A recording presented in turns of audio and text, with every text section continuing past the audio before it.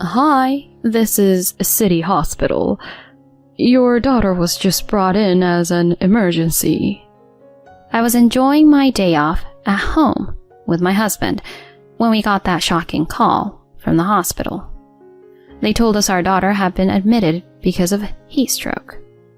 What? We're on our way.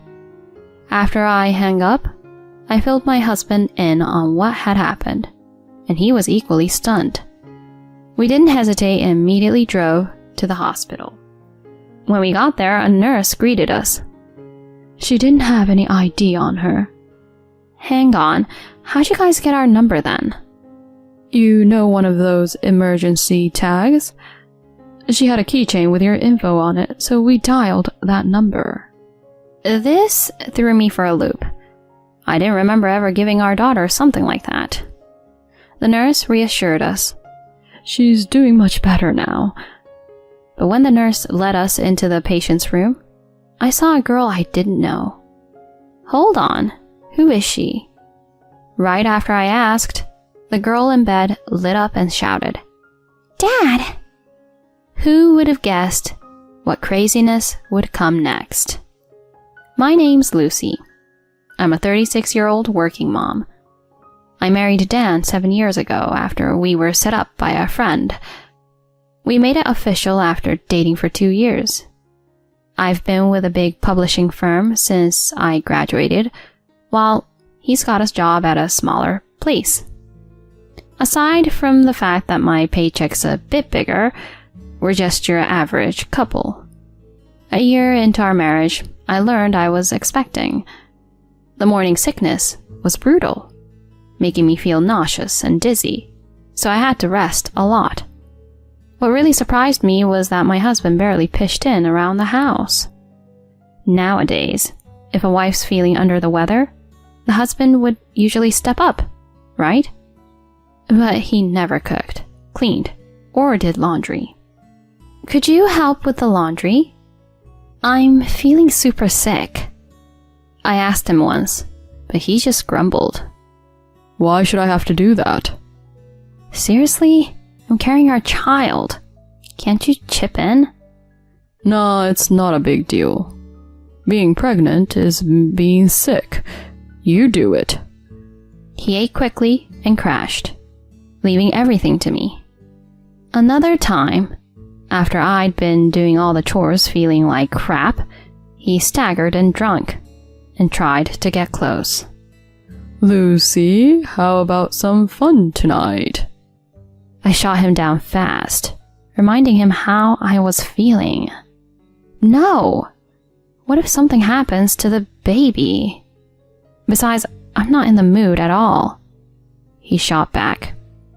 Turning down your own husband? If something happens, don't blame me. Before stumbling to bed. There I was, alone again. Fast forward, and I gave birth to our baby. Both our families, who lived close, were over the moon about their new grandchild. Even my usually reserved father-in-law Paul was beaming. It made me feel like $1,000,000. But boy, was raising our baby a challenge. Dan started traveling more for work and was rarely home, leaving everything on my plate. It was tough, but who else was going to step up? Mostly, it was just me taking care of our girl, though my parents did lend a hand now and then. Dan, he just chilled when he was home. At first, I was pretty upset about it, but eventually I just rolled with it. Our little girl, Laura, grew up healthy and is now an 8-year-old in 2nd grade. She's a gem, always telling me, "I love you, Mom," and pitching in around the house. One afternoon, she got home from school and showed me a note about a classroom visit. "Mom, they said it would be great if Dad could come this time." "Oh, like a Dad's Day? We'll check with him when he's back." We both waited for Dan to come home. When he walked in, Laura gave him the note, asking with hope in her eyes, "Dad, Can you come to my class? Why can't your mom go? Please, Dad. I really want you there. Okay, I'll work it out. Laura jumped up, beaming from ear to ear. He's always swamped with work, so her dad attending her school's open house must have meant the world to her. She was so pumped about prepping for the event, wanting to show her dad her best. Her excitement was really sweet. But on the evening of the event, Laura got home, sobbing. What's going on? Dad never showed up to my class. Hold on. Are you kidding me? From what Laura shared, he was a no-show, making her the only kid without a parent there. I tried calling him right away. No answer. He finally staggered in late that night, reeking of alcohol. Hey, why'd you bail on Laura's open house? What? Oh, was that today? It must have slipped my mind. Seriously? She was so excited. You let her down big time. Geez, quit nagging. It's not the end of the world. Something was off. He smelled like a different body wash, not ours. Did you shower somewhere else? He looked taken aback for a second. I hit up a sauna. Seriously?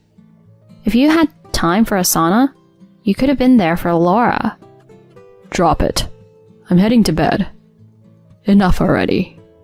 He stormed off to our room. From then on, I had this nagging feeling he was keeping secrets. We needed to hash things out.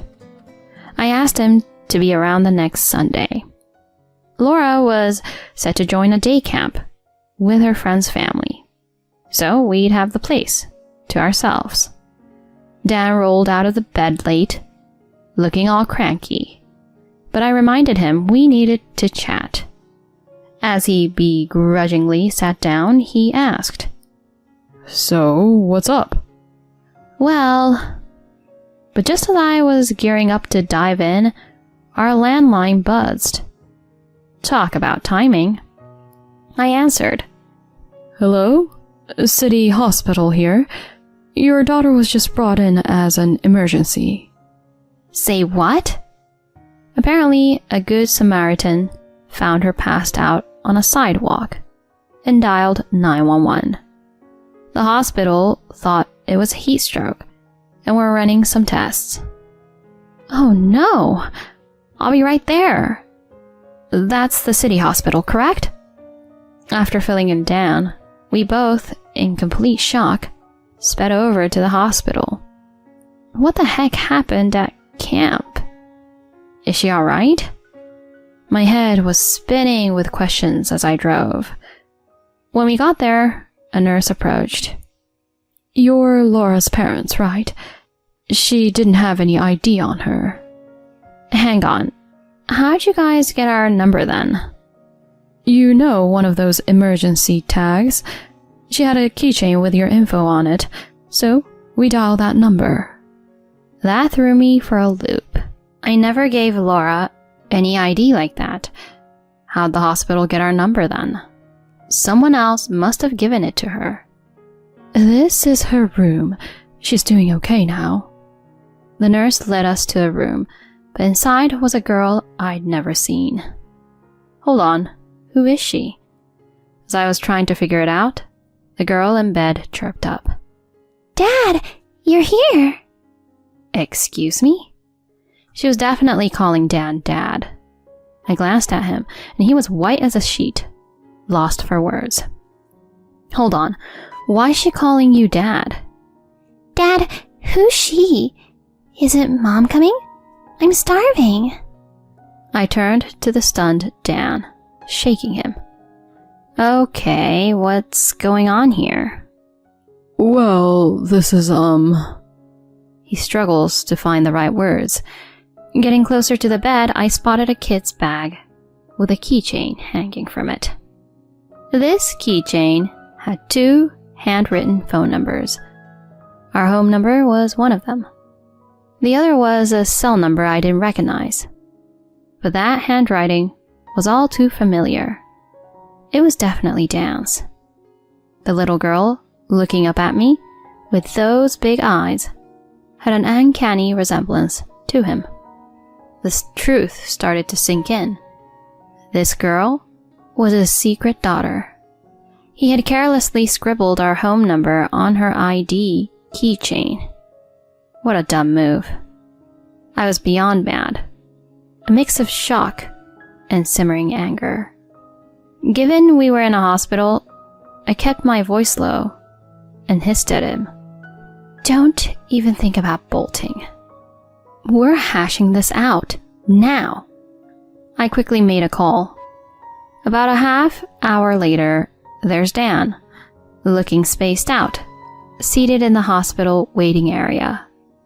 As I sat beside him, the folks I'd called up strolled in. Lucy, what's the deal?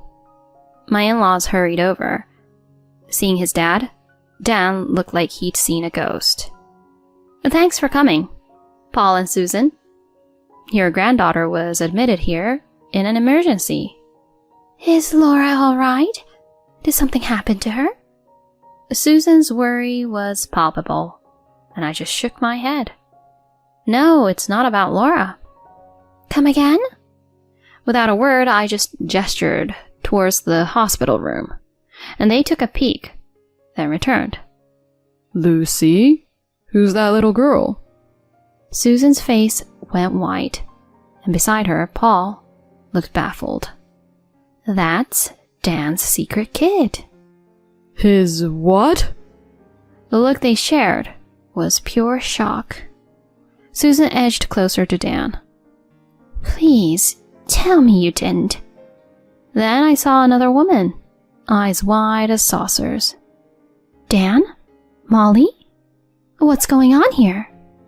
I had posed as a hospital worker and called the other cell number on the ID tag, bringing her here. I greeted her with a smile. Nice to meet you. Mind taking a seat? We should probably chat. In a quiet corner of the waiting area, Dan and this unknown woman sat down, with me and my in-laws in front of them. All right, Molly's mom, can you start by telling us who you are? She answered, sounding kinda distant. My name's Taylor. Okay, Taylor. What exactly is your relationship with my husband? Well... She hesitated, and when she went quiet, I shifted my gaze to Dan. So Dan? Spill. What's your deal with Taylor and the kid in that room? He just shook, looking at me, lost for words. Right as I was going to push for more, my father-in-law's voice cut through. Out with it. Dan just broke. Barely above a whisper, he confessed. Taylor and I, we had an affair. Molly's my daughter.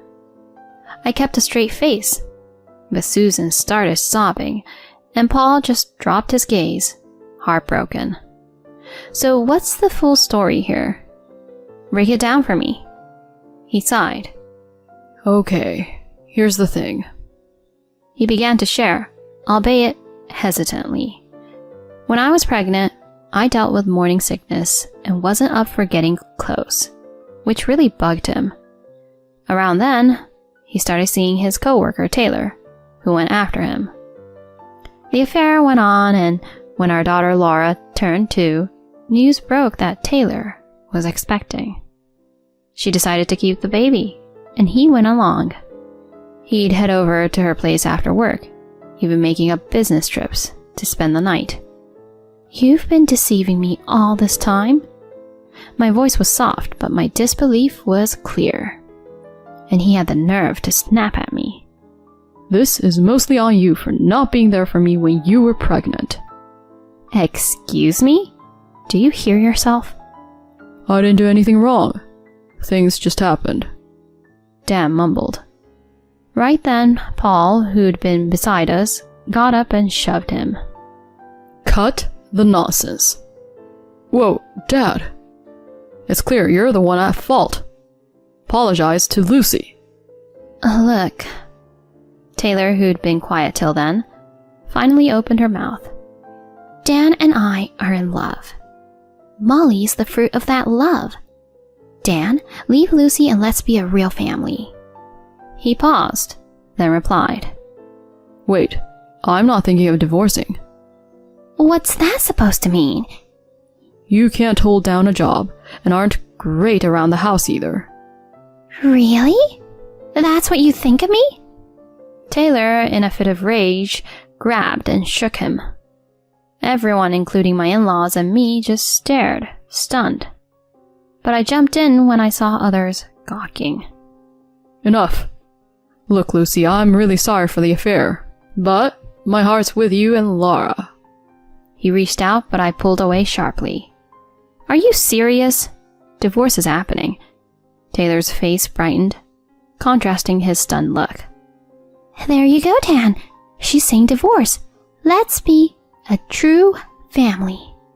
Taylor, you can have this jerk, but you owe me first.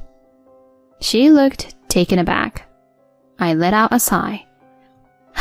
You thought you could mess around with a married man, have a kid, and everything would be peachy? I'll get my $65,000 lawsuit if necessary. I can't cough that up. You're so cold. I brushed off her comment and addressed Dan. And you, Dan, you're on the hook too. I want child support and alimony. He looked completely beaten down as Paul hit his head. I walked out on them. With my in-laws backing me, the divorce was quick. They reached out to Taylor's folks, filling them in. They were angry with Taylor and ended up covering for her since she was broke. They vowed to take Taylor and Molly back to their small town. That was the end for Dan and Taylor. He handed over most of his savings to me. With child support for Laura and now Molly, he's tight on money. But Paul swore to make sure he pays his due. Hopefully, he'll think hard about his choices and step up. As for me, I used that money to relocate and give Laura and me a fresh start. I had my concerns, but she comforted me, saying, "With you by my side, Mom, I'm good." Now, I'm focused on her joy and our bright path ahead.